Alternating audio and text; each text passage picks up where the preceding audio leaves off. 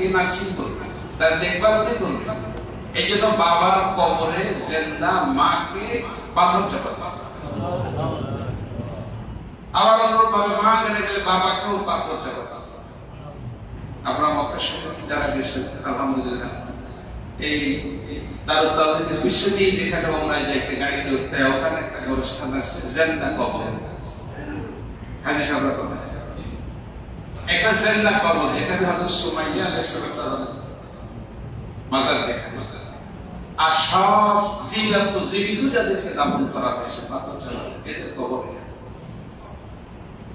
এখন আপনি মনে করেন তো এই সময়টা কত বরবাদ ছিল, কত মানে এদের কবি সাহিত্যিক, ভাবক, চিন্তাবিদ, বুদ্ধিজীবী এই ধরনের মানুষ তারা বেশি ছিল। এদের কাজ ছিল শিকার করতো আর বান্ধবীদের নিয়ে মরুভূমিতে ঘুরতো, এই কাজ আর কোনো কাজ। এর থেকে বড় বড় যুগ পৃথিবীর ইতিহাসে আর আসে। এভাবে লিখছে কারণটা কি? কারণ হলো আল্লাহ রসুল যখন আসতেছে তার 570 বছর আগে, রসুলের আগে যে নবী ছিলেন হযরত ঈসা রূহুল্লাহকে আল্লাহ পাক সশরীরে জাগ্রত অবস্থায় দুনিয়া থেকে আসমানে উঠায় দিয়েছে। ঠিক না? কোন আসমানে আছে উনি? চতুর্থ আসমানে আছে। হায়াতুন নবী, জিন্দা নবী, সশরীরে জাগ্রত অবস্থায় উঠায়। ওনাকে যে তারিখে উঠায় দেওয়া হলো তার 570 বছর পরে, যেটাকে খ্রিস্টাব্দ বলি বা ঈসাই সন বলি, 570 বছর পরে বুঝে দুনিয়াতে আসতেছেন। তার মানে এই 570 আর 40 বছরে উনি নবুয়ত পাইলেন। 610 বছর দুনিয়াতে কোনো নবী ছিল না। কি বলেন? ঈসা আলাইহিস সালামকে আসমানে উঠায় নেওয়া 570 বছর পরে আমাদের নবী দুনিয়াতে ছিলেন, আর ওনাকে 40 বছরে নবুয়ত দিলেন। তাহলে কত? 610 না? এই 610 বছরে দুনিয়ায় কোনো নবী নেই, নার্সিং করার মতো কোনো আল্লাহর প্রতিনিধি নেই। এই আমল হারা, রাস্তা হারা, পথ হারা মানুষগুলিকে রাস্তা দেখানোর জন্য যে আল্লাহ পাকের চয়নকৃত, আল্লাহ পাকের বাছাইকৃত যে 1,24,000 পয়গম্বর, ওনাদের কোন সদস্য এই টাইমে দুনিয়াতে ছিল না।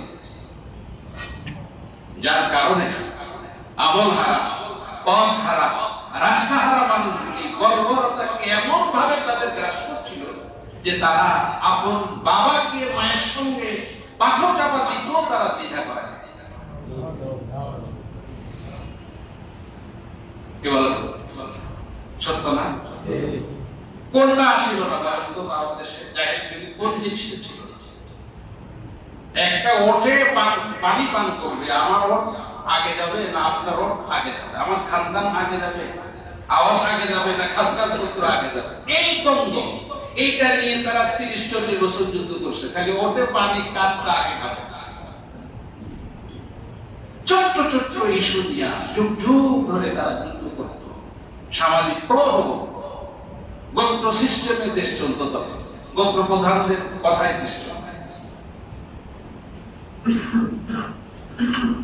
এই যে জাহিলিয়াতের সময়টা সৃষ্টি হলো, এটার মূল কারণ এই দীর্ঘ একটা টাইম হাজরাতে ওহী, যেটার ভিতরে নবী ছিল না, রাস্তা দেখানোর মতো লোক ছিল না। এই বাস্তবতা আলোকেই আমাদের নবী, বিশ্ব নবী, সরকার দো আলম, ফখরে দো জাহান, সারা পৃথিবীর মানুষকে মেসেজ দিয়ে বিদায় হজের যে ভাষণটা দিয়ে গেছেন, বিদায় হজের ভাষণ যদি কোন রাষ্ট্র ফলো করে তাইলে যথেষ্ট, আর কিছু লাগে না। বলেন কথা সত্য না? ওই আরফার ময়দানে যাবারে বাপুদের বাংলাদেশে দাঁড়িয়ে মাইক ছাড়া, লাইট ছাড়া, বিদ্যুৎ ছাড়া সলক্ষ সাহাবীর সামনে তো বক্তব্য দিয়েছিলেন আল্লাহ রাসূল। হাদিসে লিখছে যে সর্বশেষ যে লোকটি আছে, সর্বডাইনে যে লোকটি আছে, সর্ববামে যে লোকটি আছে, সর্বপিছনে যে লোকটি আছে, লাইট ছাড়া, মাইক ছাড়া মধ্যম আওয়াজে রাসূলুল্লাহ বক্তব্য দিয়েছেন। অথচ 100 লক্ষ লোকের কানে আল্লাহ পাক সকলের কানে আল্লাহ আওয়াজটা পৌঁছায়। কোন লাইট মাইক ছিল বলেন? কোন মাইক নাই, লাইট নাই, কিচ্ছু নাই। 100 লক্ষাধিক সাহাবায়ে কেরাম বিদায় হজের ভাষণ উনি দিলেন। উনি চলে যাচ্ছেন, সূরা নসর নাযিল হলো।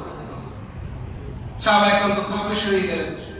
আল্লাহ পাক শিখিয়ে দিয়েছেন, সায়াদখুলুনা ফি দীনিল্লাহি আফওয়াজা, আপনি দলে দলে ঝাঁকে ঝাঁকে দেখবেন যে মানুষগুলি ইসলামে কি হচ্ছে, দাখিল হচ্ছে, মুসলমান হচ্ছে, মুসলমানদের জয় জয়কার হয়ে গেছে। রাসূলুল্লাহ ফজরের নামাজে তশরিফ নিলেন, সাহাবায়ে কেরাম সকলে খুশি। আয়াত নাযিল হয়েছে সূরা নসর, যে হুজুর আপনার দায়িত্ব তো আপনি যথার্থ করেছেন, আপনি পালন করেছেন, আমার পক্ষ থেকে সার্টিফাই আসছে, আপনার কাজটা আপনি ঠিকই পালন করছেন। সব খুশি। হাদিস লিখছে আল্লাহ রাসূল ডান দিকে তাকায় দেখে একজন মানুষ তাদের কদরে বসে ফোফায়া ফোফায়া কাঁদছে। আল্লাহ রাসূল জিজ্ঞেস করলেন, কে কাঁদে? সাহাবীরা বললেন যে হুজুর আপনার সবথেকে প্রিয় যে সাহাবী সিদ্দিক আকবর হযরত আবু বকর রাদিয়াল্লাহু আনহু কাঁদছে। রাসূল এটাকে কাছে নিয়ে বললেন, এ আবু বকর, সূরা নসর নাযিল হয়ে গেছে, আমাকে আল্লাহর পক্ষ থেকে আমার দায়িত্ব আমি যথার্থ করছি, আল্লাহ সার্টিফাই দিলেন, আমাকে সত্যায়িত করলেন, আমার যথার্থ কাজ আমি করছি, আল্লাহ আমাকে কি করলেন, সবাই খুশি, তুমি কান্দো কেন? আবু বকর সিদ্দিক বলতেছে, আমি কাঁদতেছি এজন্য যে আপনার দায়িত্ব যখন আপনি পুরো পালন করে ফেলেছেন, তখন আমার মন বলতেছে আল্লাহ আপনাকে আর বেশি দিন দুনিয়ায় রাখবেন না। আপনাকে যে দায়িত্ব দিয়ে আল্লাহ পাঠিয়েছেন, দায়িত্ব যদি পুরা হয়ে যায়, তাহলে তো আপনাকে আর কেন রাখবেন? আমাকে এটা সন্দেহ হচ্ছে যে ওরা তো সকলেই খুশি, আমার খুশি এই জন্য যে আমি অল্পের ভিতরেই রাসূলের বিয়োগ ব্যথা আমাকে সহ্য করতে হবে, আমি কাঁদতেছি এই জন্য। রাসূলুল্লাহ বললেন যে আবু বকর, বিদায় হাসির ভাষণটা লক্ষ্য করো। قال رسول الله صلى الله عليه وسلم تركت فيكم أمرين لن تضلوا ما تمسكتم بهما كتاب الله وسنة رسوله سبحان الله। আমি চলে যাচ্ছি, আর নবী আসবে না, 1500 বছর হয়ে গেছে, আরো কত 15 সামনে আছে, আল্লাহই ভালো জানে। নবী আর আসবে না, কিন্তু উম্মত আসবে, মানুষ আসবে, কিয়ামতের আগ পর্যন্ত কোটি কোটি মানুষ দুনিয়াতে আসবে, কিতাবও আসবে না, নবীও আসবে না, এটা সিলগাল আর কোন লোকে ঠিক। আল্লাহ রাসূলকে বললেন, আবু বকর, নবী আসবে না, আর কোন নবী আসবে না, তবে আমি তোমাকে বলে দেই, শুনে নাও, আমি যখন থাকবো না, তখন তোমাদের মাঝে আমি দুটি জিনিস রেখে যাচ্ছি। কয়টা জিনিস? তারাকতু ফীকুম আমরাইন, আমি দুটি জিনিস তোমাদের মাঝে রেখে যাচ্ছি, এই দুটি জিনিস যদি তোমরা আঁকড়ায় ধরতে পারো, লান তাদিল্লু, তোমরা কোনো অবস্থাতে মিসগাইড হবে না, রাস্তাহারা হবে না, পথহারা হবে না, তোমরা সরল সঠিক পথের উপরেই তোমরা থাকবে। সুবহানাল্লাহ। কয়টা জিনিস? কিতাব আল্লাহ ওয়া সুন্নাহ, আল্লাহর কিতাব কোরআন শরীফ, আর কি আমি নবীর কি কি বলছে, রাসূলুল্লাহ কি বলছে, আমার কি সুন্নাত। সুন্নাত এক জিনিস, হাদিস আর এক জিনিস।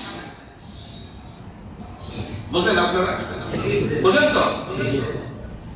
আমার সুন্নাত যতক্ষণ আঁকড়ে ধরতে পারবে, আমার কিতাবকে আঁকড়ে ধরে পারবে, আমার মত নবী তো আসবে না। ওনাকে যে শান দান করা হয়েছে, ওনাকে যে ইজ্জত দান করা হয়েছে, ওনাকে যে ক্ষমতা দেওয়া হয়েছে, শরীয়ত ওনার হাতের মুঠায় ছিল, উনি যা বলতেন সেটা হয়ে যেত।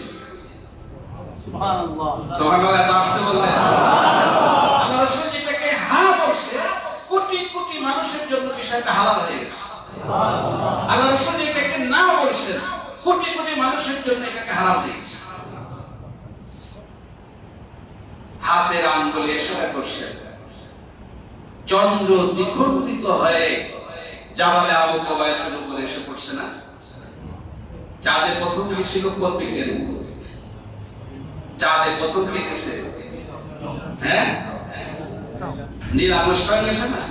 ও চাঁদের থেকে এসে মুসলমান হয়েছিল, এটা কি আপনারা শুনেছেন? কি শুনেছেন? বড় বড় সাংবাদিকরা জিজ্ঞাসা করছে যে তোমার মতো একজন নাসার গবেষক তুমি সৌরজগৎ পরিভ্রমণ করছো, চন্দ্র দেখে আসছো, তুমি ওখান থেকে এসে মুসলমান হয়ে গেলা। এ বলছে, সাংবাদিকদের ব্রিফ করছে যে আমি শুনছি মুসলমানদের নবীর হাতের আঙ্গুলের ইশারায় নাকি চন্দ্র দ্বিখণ্ডিত হয়েছিল। এটা আমি জমিনে থাকতে শুনছি। আমি যখন চন্দ্রে গেছি তখন আমি ভালো করে তাকায় দেখছি যে তাদের মাঝখানে একটা জোড়া লাগার দাগ দেখা যাচ্ছে।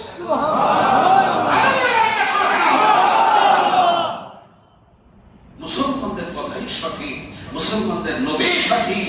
আমি পড়ে ফেললাম লা ইলাহা ইল্লাল্লাহ মুহাম্মাদুর রাসূলুল্লাহ। এর পাওয়ারটা, ক্ষমতাটা, উনি যেটা বলে সেটাই শরীয়ত। উনি সারে, উনি শরীয়ত প্রদত্ত, উনি শরীয়ত প্রণয়ন করেছেন। 550 আয়াত দিয়ে শরীয়ত প্রণয়ন করা হয়েছে।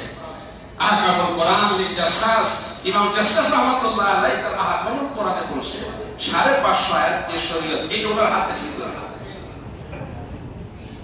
কোরবানির বিধান চালু হয়েছে। হাদিসে আছে এক সাহাবী হুজুর বলছেন কোরবানি করো। এক সাহাবী ঈদের দিন, কোরবানির দিন আয়েশা কয়, হুজুর আপনি কোরবানি করতে বলছেন তো, কোরবানি সাইরা আমি সব বুঝগাছ করে আয়েশা বসে। রাসূলকে কি বুঝ করছো? কোরবানি করতে বলছেন না? বলে হ্যাঁ করছি। কোরবানি করছি, গোশত 3 ভাগ করছি। 1 ভাগ আমার বাসায় রাখছি, 1 ভাগ আত্মীয়দের দিছি, আর 1 ভাগ মিসকিনকে দিছি। সব বুঝগাছ করে গোসল টোসল সাইরা রক্ত টক্ত পয়সা নামাজে আসছে। বুঝলেন না? আল্লাহ রাসূল কয় হায় হায়, তুমি ঈদের নামাজের আগে কোরবানি করছো? বলে হ্যাঁ করছি। তো আপনি তো পরে করতে হয় এটা বলেন না। কোরবানি করতে বলছেন, কোরবানি দিয়ে আসছে, দিয়া গোশত ভাগ বটরা করে সবাই দিয়া আসছে। রাসূলুল্লাহ বললেন না, এটা তো ঠিক হয় নাই। কোরবানির বিধান তো নামাজের বাদা সালাহ না কাবলা সালাহ? বাদা সালাহ। নামাজের পরে না কোরবানি করতে হয়। তুমি কি করছো? এটা তো হয়নি, তোমার কোরবানি আবার দিতে হবে। সাহাবী কান্না শুরু করছে যে হুজুর আমি তো ধনী মানুষ না, আর একটা কোরবানি দেওয়ার মতো জানোয়ার আমার নাই, আমার বকরিও নেই, ওট গাদাও নাই, ওট দুম্বাও নেই, আমি কেমনে দেবো? আমার দেওয়ার মতো হুজুর কোনো সুযোগ নেই। কেননা তোমার উপরে অনেক, তুমি যখন নিয়ত করছো তখন তোমার নামাজের পরে আর একটা দেওয়া। কান্না শুরু করছে। তাদের জিম্মাদার হয়ে গেছে, তখন এটা পূরণ করতে না পারলে তো ভয় আসে না? আমাদের তো এইগুলো কিছু নাই, কিন্তু তাদের তো আল্লাহ ভয় ছিল। সাহাবী একবার কয়, হুজুর আমি তো আর খরিদ করার মতো অর্থ আমার নাই। রাসূলুল্লাহ বললেন তোমার মাজরার ভিতরে আর কোনো বকরি আছে? হুজুর একটা বকরি আছে যেটার এখনো বয়স হয় নাই। বয়স কত বছর লাগে? পারো না? গরু মহিষ ওট হইলে 5 বছর। বকরি যদি কোরবানি দিতে হয়, জব করতে হয়, তাহলে কমপক্ষে 12 মাস, 1 বছর হওয়া লাগে। রাসূলুল্লাহ জিজ্ঞেস করলেন তোমার বকরি যেটা সেটা কয় মাস বয়স? কয় হুজুর 4-5 মাস বড় হইতে পারে, এর বেশি হয় না। রাসূলুল্লাহ বললেন নামাজ পড়া বাসায় যায়া এটা জব করবা, কোরবানি দিবা। আমি আল্লাহর কাছে বইলা দেব, আল্লাহ যেন তোমার এই 5 মাসের কোরবানিটা কবুল করে দেয়। সুবহানাল্লাহ। সুবহানাল্লাহ। আর একটু জোরে বলো সুবহানাল্লাহ। তুমি এই কোরবানি দিয়ে দিবা, আমি আল্লাহকে বইলা দেব, আল্লাহ তোমারটা কবুল করবে। সুবহানাল্লাহ। তার মানে কি? আল্লাহ রাসূল যেটা বলছেন এটাই শরীয়ত। উনি যেটাকে হারাম বলছেন, কোটি মানুষের জন্য এটা হারাম।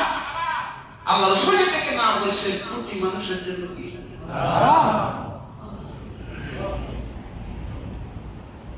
রমজান যখন রোজা ফরজ হয়েছে, কুতিবা আলাইকুমুস সিয়াম, এক সাহাবী তার বিবাহ করছে। বিবাহ করে সকালবেলা আসছে হুজুরের কাছে। আয়েশা কয় হুজুর আমি তো বিয়ে করছি, আপনি তো জানেনই। সকালবেলা বিবির কাছে যাই আর গল্প করতে করতে রসের কথা বলছি, কেমনে কেমনে যেন রোজা ভেঙে পড়েছে। বুঝেন না? বুঝেন না? রোজা কেমনে ভাঙে বুঝেন? দিনের বেলা বিবির কাছে যায় গল্প করতে করতে রোজা ভেঙে পড়েছে। হুজুর এখন কি করতে হবে? আল্লাহর কত ভয় দেখে দৌড়ায় চলে আসছে, রোজা ভেঙে পড়েছে, এখন কি করতে হবে? আমার রাসূলুল্লাহ বললেন যে আর ভাইগো না, কালকে থেকে নিয়মিত রোজা রাখো। রোজার পরে যাইয়া কয়টা রোজা? 60টা রোজা রাখা লাগবে লাগাতার, মাঝখানে কোনো ভাঙা যাবে না। কোন 60টা হইলেও একটা ভাঙলে আবার শুরুতে আসবে। রোজার পরেও 60টা রোজা রাখবে। আর সাহাবিরা রোজা একটাই তো পারলাম না, 60টা রাখবো কেন? কি কথা? আমি যাত্রা করে শুরু করছি, আমার নতুন বউ ঘরে আসে, আমি শুরু করছি ভাইকা বানাইছি, আমি 60টা রোজা কেমনে রাখবো? এটা তো পারবো না, আমার তো শরীয়ত কঠিন হয়ে গেছে। আল্লাহ রাসূল দেখলেন যে তাইলে কি করা যায়? কয়দিন তাইলে এক কাজ করো, তোমার রোজা রাখা লাগবে না, তুমি রমজানের পরে 60 জন মিসকিন খানা খাওয়াই দিবা। সুবহানাল্লাহ, সুবহানাল্লাহ। 60 জন মিসকিন কি করবা? খানা খাওয়াই দিবা। কাইদা বসে হুজুর, আমার মতো গরিব মানুষ, মদিনায় আর কেউ নাই, আমি খুব কষ্ট করে রোজা রাখি, সেহরি ইফতারি করি, 60 জন মিসকিনকে খানা খাওয়ানোর টাকা আমার নেই, এটাও আমি পারবো না। রাসূলুল্লাহ কয়, তুমি রোজা রাখতে পারো না, খানা খাওয়াইতেও পারো না, খালি তো বইটা পারো না। আচ্ছা ঠিক আছে, বুঝছি, এখানে বসে থাকো, আমার সামনে এখানে বসে থাকো। মসজিদ নববীতে রাসূলুল্লাহর সামনে বসে রাখছে। এই কি রমজান মাস না অন্য মাস? রমজান মাস না, রোজার দিন তো বসে রাখছে। এরপরে কতক্ষণ পরে এক সাহাবী এক ঝুড়ি আরবের খোরমা খেজুর নিয়ে রাসূলুল্লাহর দরবারে আসে, আয়েশা হুজুরকে হাদিয়া দিছে। হাদিয়া দেওয়া কি? সকলে বলে আরো জোরে বলে দেওয়া সুন্নাত, দেওয়া সুন্নাত। এই তিরমিজির হাদিসের অনুবাদ শুনে দিয়েছে। তিরমিজি শরীফ কিতাবুস সাওমের ভিতরে এই হাদিসটা আছে। আয়েশা কয়, হুজুর রমজান মাস তো, আপনার এখানে অনেক রোজাদার থাকে, আপনি আমার এই খেজুরটা গ্রহণ করেন, এটা আপনি খেয়ে রাসূলুল্লাহ গ্রহণ করেন। গ্রহণ করার পরে সাইডে রাখছেন, রাইখা সাইডে এখন ওই সাহাবী যে নিয়ে আসছে ওই চলে গেছে। চলে যাওয়ার পরে ওই যে সাহাবী গিয়া করছে, বসায় রাখছে না, রাসূলুল্লাহ কয় যে তুমি তো বসে আছো, তো এক কাজ করো, এই যে এক ঝুড়ি খেজুর আসছে, এই খেজুর এক ঝুড়ি নিয়া এখান থেকে বের হয়ে, তুমি তো গরিব মানুষ, খাওয়াইতেও পারো না, রোজাও রাখতে পারো না, এই আমার পক্ষ থেকে এই খেজুরটা আমি তোমার মালিক বানিয়ে দিলাম, তুমি এই খেজুরটা মদিনায় অলি গলিতে গরিব মিসকিন যারা আছে তাদের মাঝে বিতরণ করে দাও, তাইলে তোমার রোজার কাফারা হয়ে যাবে। তাহলে তোমার আর রোজা রাখা লাগবে না। সুবহানাল্লাহ। সাহাবী খুব চালাক, সাহাবীটা কয়, হুজুর একটা কথা আছে। কি কথা? এই খেজুর তো আপনি আমার হাদিয়া দিয়েছেন, আমি মালিক হয়ে গেছি, আর এইটা আপনি বললেন বর্ধন করার জন্য, বলে হ্যাঁ, কাকে দিতে হবে? মিসকিনদের।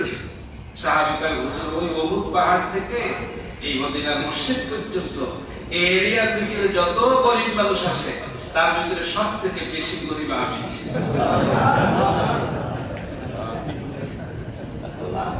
সাহাবী কি কয়? কাউকে তো মিসকিনকে দিতে বলছে, যে তো মিসকিনের হক, বলে হ্যাঁ, মিসকিন আমার থেকে বড় মিসকিন এই দেশে আর কেউ নেই, আমি সব থেকে গরিব। রাসূলুল্লাহ মুস্কি হাসা বলে, আচ্ছা বুঝছি, এই খেজুরের এই ঝুড়ি বাসায় নিয়ে তুমি আর তোমার বিবি খাও দেয়,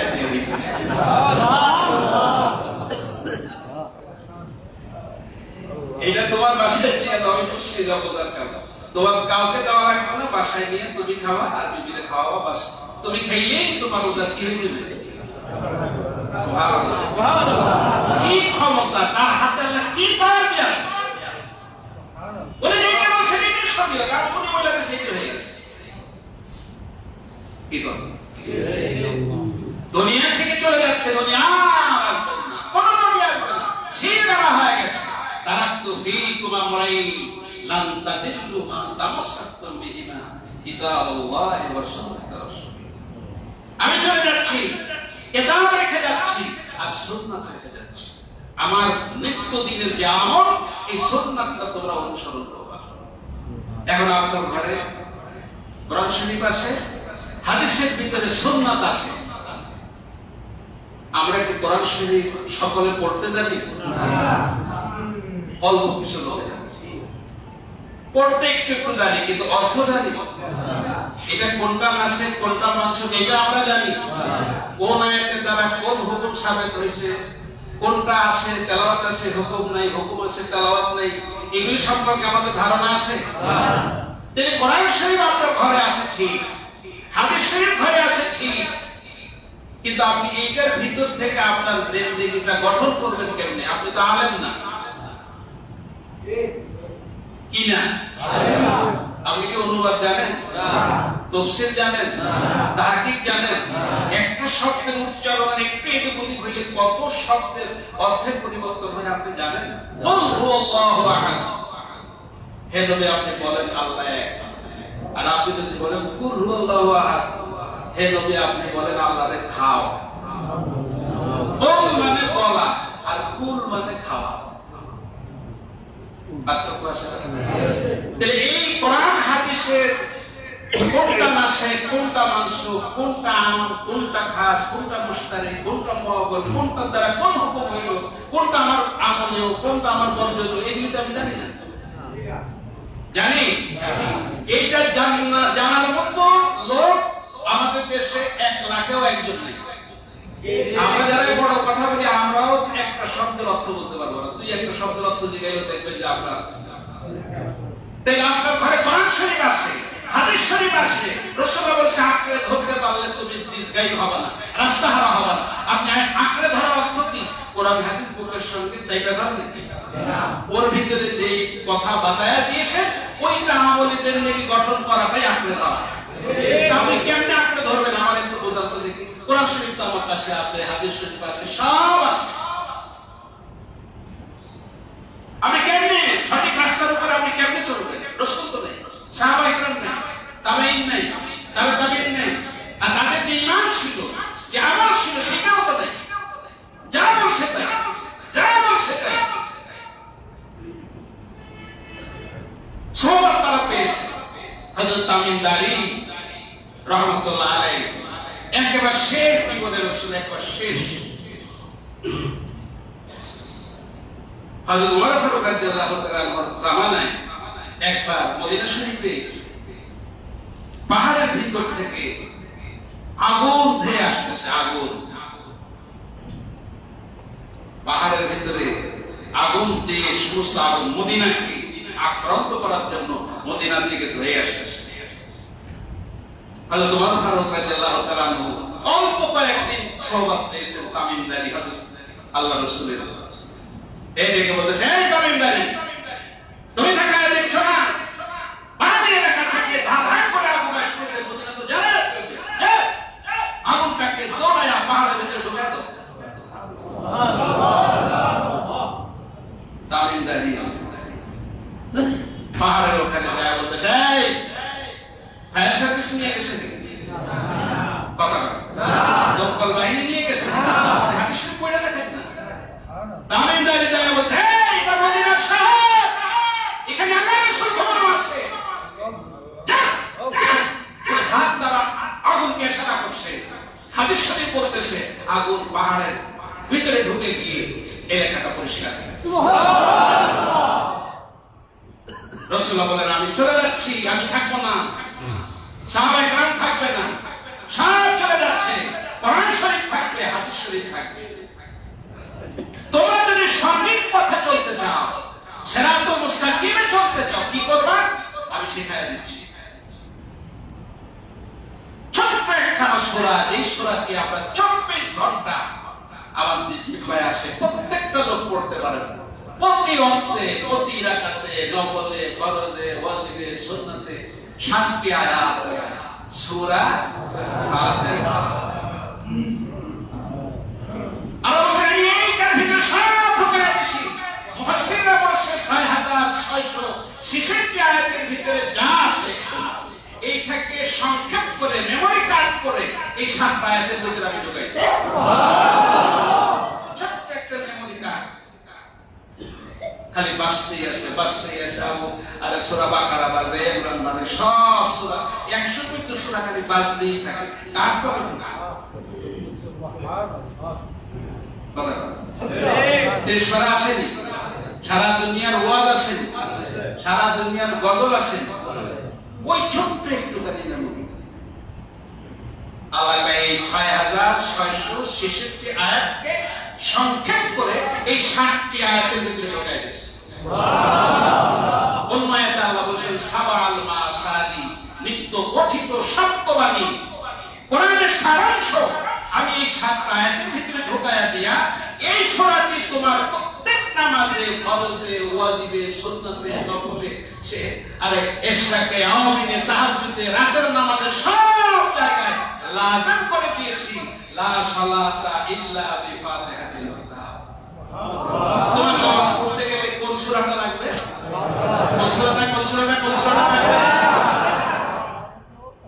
মুফাসসিররা বলতেছে যে এটা যদি কোরআনের সারাংশ হয়, এটা যদি কোরআনের জিস্ট হয়, তাহলে আমি বলতে পারি যে এই সূরাটা পড়লাম কেমন যেন কোরআন শরীফ 30 পারা পড়া হয়ে গেল।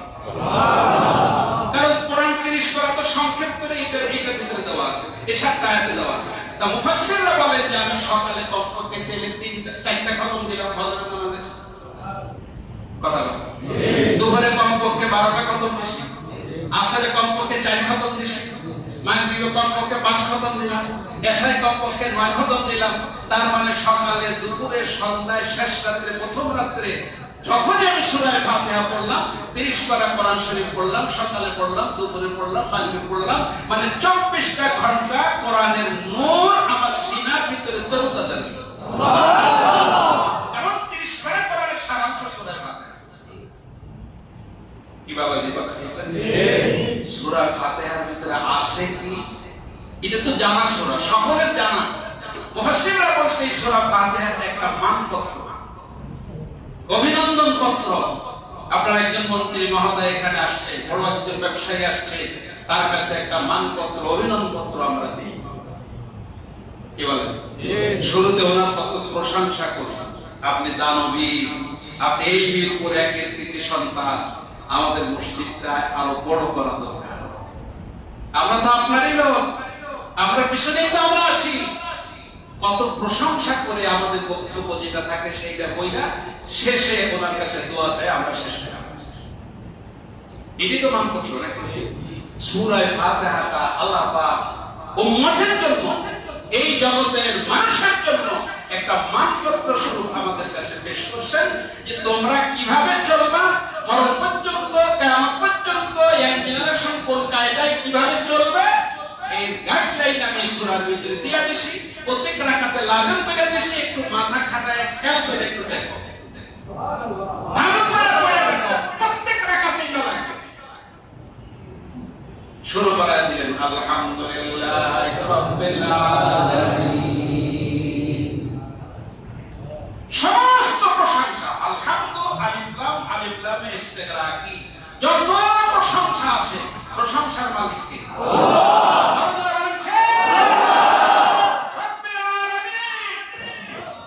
সে কোন রব? যিনি সমস্ত সৃষ্টি জগৎ সমূহের পালনেওয়ালা, রব পালনেওয়ালা। আলামিন, আলম হইল এক বচন, এর বহু বচন হইল আলামিন। আলম মানে জগৎ, আলামিন মানে জগৎ সমূহ। তার মানে এই পৃথিবীর খালি উনি রব না, উনি এই পৃথিবীর রব, উনি লৌহ কলমের রব, উনি আরশে আজিমের রব, উনি মঙ্গল গ্রহের রব, উনি সাগরের তলদেশের রব। তার মানে সৃষ্টি যত জগৎ আছে, সমস্ত জগৎ সমূহের পালনেওয়ালা আপনি।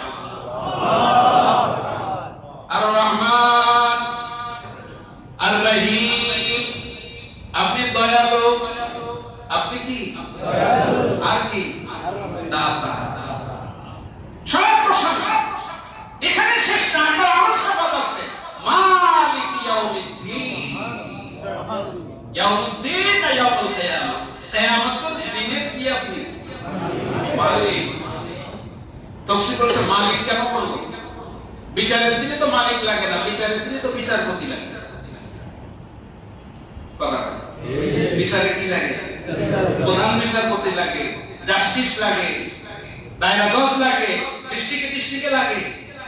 তো উনি না বিচার দিনের বিচারক হবে, বিচারক না বলে মালিক বলেন কেন? আচ্ছা বলেন তো, বিচারক যিনি হয় ওনার আইনের বইয়ের ধারা ছাড়া উনি কোন সিদ্ধান্ত দিতে পারে? পারে? চুরি কাটার বিধান, চুরি করছে হাত কাটতে হবে, এটা আইনে আসে। বিচারক কি অন্য কোন সিদ্ধান্ত দিতে পারে? সে ক্ষমতা কি সে রাখে? এইটা রং করতে পারে যিনি এই দেশের মালিক, প্রেসিডেন্ট। উনি ইচ্ছা করলে ক্ষমা দিতে কথা কত হিকমত আবার দেখেন কোরআন শরীফে সূরা ফাতিহা, মালিক ইয়াউমিদ্দিন। আমি অপরাধী ঠিক, কিন্তু ওই দিন আপনি বিচারক হইলে তো একটা গাইডলাইনে বিচার করতে হবে। আপনি বিচারক না, আপনি এসকে আদালতের মালিক। আপনি ইচ্ছা করলে যে কাউকে আজকে কি করতে পারেন। এই জন্য বিচারক হাকিম বলেন নাই, বলছে মালিক ইয়াউমিদ্দিন, এই কিয়ামতের দিবসের মালিক।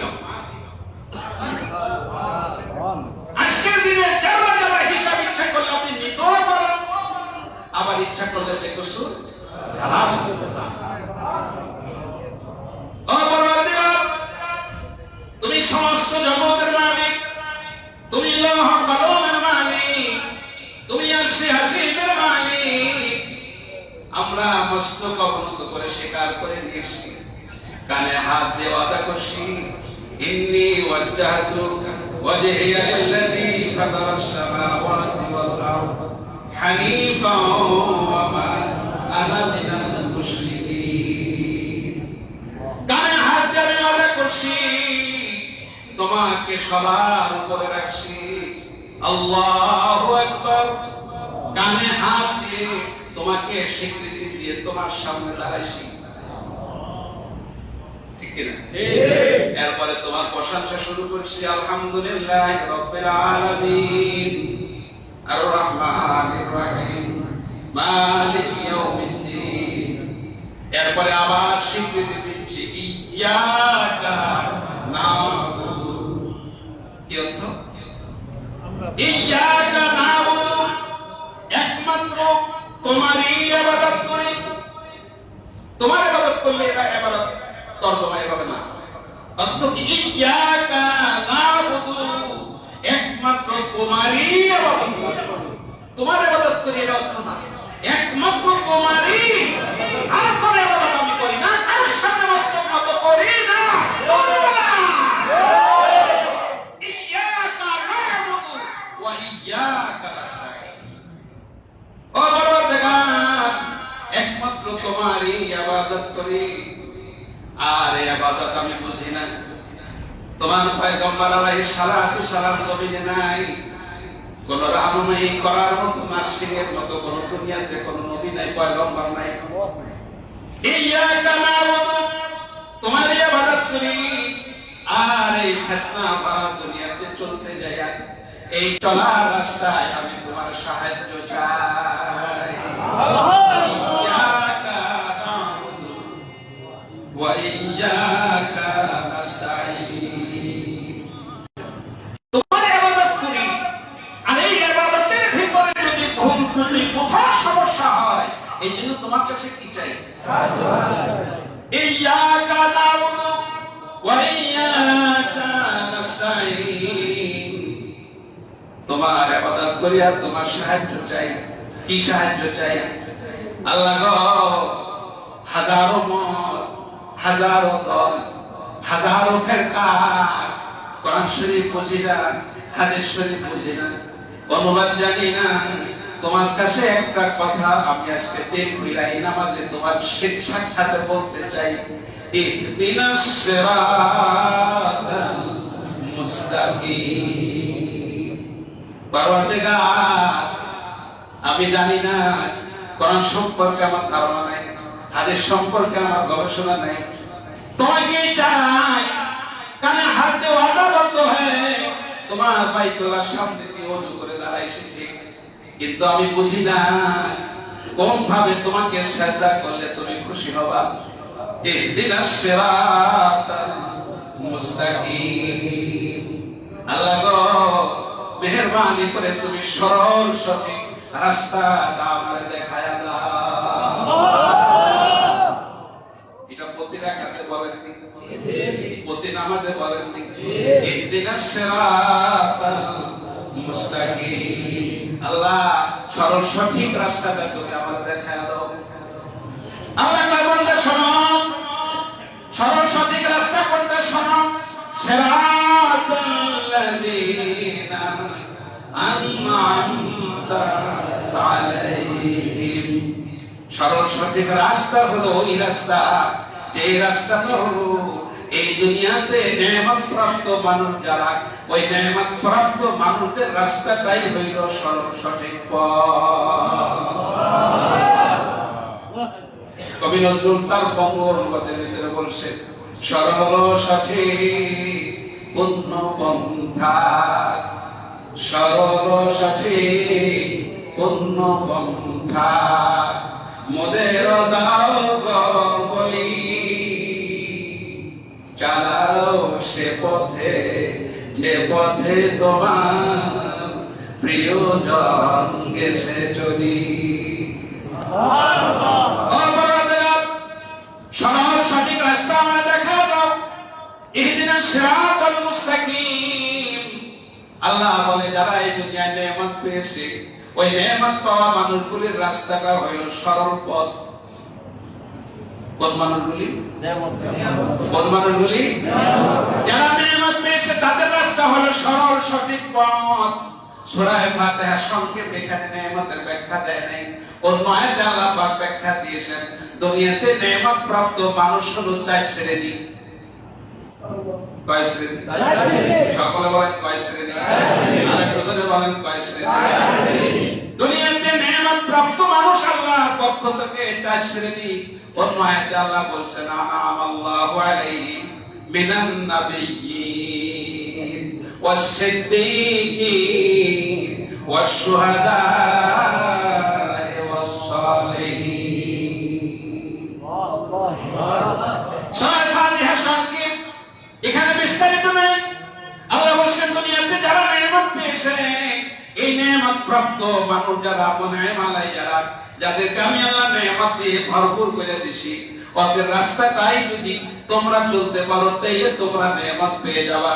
কোরআন যদি নাও বুঝো, হাদিস যদি নাও বুঝো, নেয়ামতওয়ালা মানুষগুলির পিছনে দৌড়াও। চার শ্রেণীর মানুষ দুনিয়ায় নেয়ামত পেয়েছেন। 1 নম্বর, আনা'আল্লাহু আলাইহিম মিনান নাবিয়্যিন। দুনিয়ার সমস্ত আম্বিয়া আলাইহিস সালাতু সালাম ওরা হইলেন নেয়ামত প্রাপ্ত 1 নম্বর। কারা? আসেনি দুনিয়া? 2 নম্বর হলো সিদ্দীকিন। আবু বকর সিদ্দিক, এই সিদ্দিক পর্যায়ে যারা আসেরা হলো আল্লাহর পক্ষ থেকে নেয়ামত প্রাপ্ত। 3 নম্বর শুহাদা, এলা কালিমাতুল্লাহর জন্য, দিন দুনিয়ায় জিন্দা করার জন্য বদর, উহুদে, কারবালায় যারা শাহাদাত বরণ করছে। আজও যদি এমন কোন শহীদ পাওয়া যায়, এই শহীদদের রাস্তাটা হইল নেয়ামত প্রাপ্তদের রাস্তা। 4 নম্বরে আল্লাহ কোরআন শরীফে বলছে ওয়াস-সালিহিন। সালিহিনের তাফসীর লিখছে আয় উলামায়ে মাশায়েখিন রাসিখুনা ফিল ইলম। এই সমাজের ভিতরে যে সমস্ত আল্লাহ পাকের পেয়ারা বান্দা আসে, আল্লাহ পাকের কাছের যে মানুষগুলি আসে, ওই মানুষগুলির রাস্তাটাই হইল সরল সঠিক পথ। সরল সঠিক পূর্ণ পন্থা, মোদের দাও গো বলি, চালাও সে পথে যে পথে তোমার প্রিয়জন গেছে চলি। যে পথে তোমার চির অভিশাপ, যে পথে ভ্রান্তির চির পরিতাপ, হে মহাচালক মোদের কখনো করোনা সে পথগামী।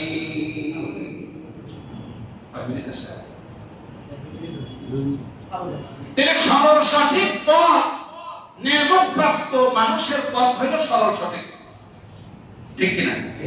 নেয়ামত প্রাপ্ত মানুষ কয় শ্রেণী? 1 নম্বর হইল আনা'আল্লাহু আলাইহিম মিনান নাবিয়্যিন। প্রথম হইল নবীরা আল্লাহর পক্ষ থেকে নেয়ামত প্রাপ্ত। 2 নম্বর হইল সিদ্দিক। 3 নম্বর হইল শুহাদা। 4 নাম্বার হইল সালেহীন। আপনারা বলেন তো দেখি, আমাদের এই দেশে একজন নবী আসছেন?